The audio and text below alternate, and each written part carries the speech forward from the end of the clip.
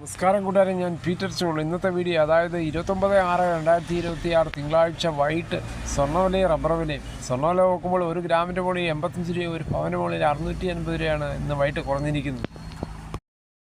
US Iran സംഘർഷത്തിൻ്റെ പശ്ചാത്തലത്തിൽ അന്താരാഷ്ട്ര വിപണിയിൽ സ്വർണ്ണവില ഇടിഞ്ഞതോടെയാണ് കേരളത്തിലും സ്വർണ്ണവില മാറ്റമുണ്ടായത്. കഴിഞ്ഞ ദിവസങ്ങളിൽ നടന്ന US ഇറാൻ ഏറ്റുമുട്ടലിൽ ക്രൂഡ് ഓയിൽ വില വർദ്ധിച്ചിരുന്നു. പശ്ചിമേഷ്യയിൽ നിന്നുള്ള ക്രൂഡ് ഓയിൽ വരവിനെയും വ്യാപാരത്തെയും വ്യാപിക്കുമെന്ന് ആശങ്കയിലായിരുന്നു സ്വർണ്ണ നിക്ഷേപകർ. സ്വർണ്ണവില നോക്കുമ്പോൾ സ്വർണ്ണം 22 ക്യാരറ്റ് 13,110, ഒരു പവൻ 1,04,880. അതുപോലെ 24 ക്യാരറ്റ് 14,302, ഒരു പവൻ 1,14,416. അതുപോലെ 18 ക്യാരറ്റ് 10,727, ഒരു പവൻ 85,816. ഇതാണ് വൈകിട്ടത്തെ സ്വർണ്ണവില. സ്വർണ്ണം വാങ്ങിക്കാൻ പോകുമ്പോൾ സ്വർണ്ണത്തിൻ്റെ പരിസ്ഥിതി ഉറപ്പാക്കി വാങ്ങിക്കാൻ ശ്രമിക്കുക. അതേസമയം റബ്ബർ വില നോക്കുമ്പോൾ റബ്ബർ വില വീണ്ടും തകർന്നടിയുകയാണ്. വീണ്ടും വില കുറഞ്ഞിരിക്കുന്നു റബ്ബർ വിലയിൽ.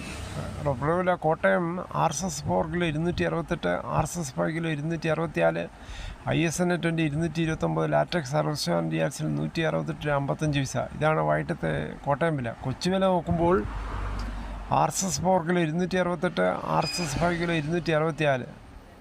അഗർത്തല വില നോക്കുമ്പോൾ RSS 4 കിലോ 260, RSS 5 കിലോ 257. വിദേശ വില നോക്കുമ്പോൾ ബാങ്കോക്ക് RSS 1 266 22 പൈസ, RSS 2 264 52 പൈസ, RSS 3 262 97 പൈസ, RSS 4 262 12 പൈസ, RSS 5 കിലോ 261 70 പൈസ. വിദേശ വില വീണ്ടും കുറയുകയാണ്. ഇന്ന് രാവിലെയായിട്ട് കമ്പയർ ചെയ്യുമ്പോൾ RSS 4 5 2 രൂപയാണ് കുറഞ്ഞത്.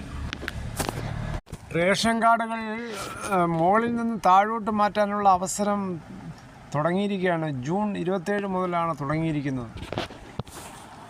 അവസാന തീയതി ജൂലൈ 17 വരെയാണ്.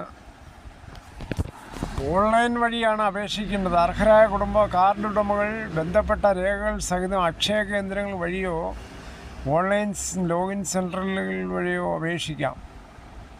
മുൻഗണനാ റേഷൻ കാർഡുകൾ ലഭിക്കാൻ അർഹതയുള്ള മുൻഗണന ഇതര വിഭാഗക്കാർക്ക് ഇതിൻ്റെ പ്രയോജനം ലഭിക്കും. കേന്ദ്രങ്ങളിൽ അല്ലെങ്കിൽ ഓൺലൈൻ സെൻറ്ററുകളിൽ പോകുമ്പോൾ അവർ പറയുന്ന ഡീറ്റെയിൽ എല്ലാം കൊടുക്കേണ്ടി വരും. പഴയ റേഷൻ കാർഡ്, OTP വരാനുള്ള മൊബൈൽ വാലിഡിറ്റി ഉള്ള ഒരു മൊബൈൽ ഒക്കെ കൊണ്ടുപോകേണ്ടി വരും. ഇങ്ങനെ വെള്ളക്കാർഡിൽ നിന്നോ നീലക്കാർഡിൽ നിന്നോ പിങ്ക് കാർഡിലോട്ട് മാറ്റുമ്പോൾ കറക്റ്റ് ഡീറ്റെയിൽ കൊടുക്കണം. പിന്നീട് അല്ലെങ്കിൽ ചെക്കിങ്ങിനൊക്കെ വരുമ്പോൾ ഡീറ്റെയിൽ തെറ്റാണെങ്കിൽ അത് ക്യാൻസലായി പോകും. നിങ്ങൾക്ക് അർഹതയുണ്ടെങ്കിൽ ഈ സേവനം പരമാവധി ഉപയോഗപ്പെടുത്തുക. ഇതോടുകൂടി ഈ വീഡിയോയുടെ പൂർണ്ണമാകുന്നു. ഇത്രയും സമയം ക്ഷമയോടെ കേട്ടുന്ന വളരെയധികം നന്ദി.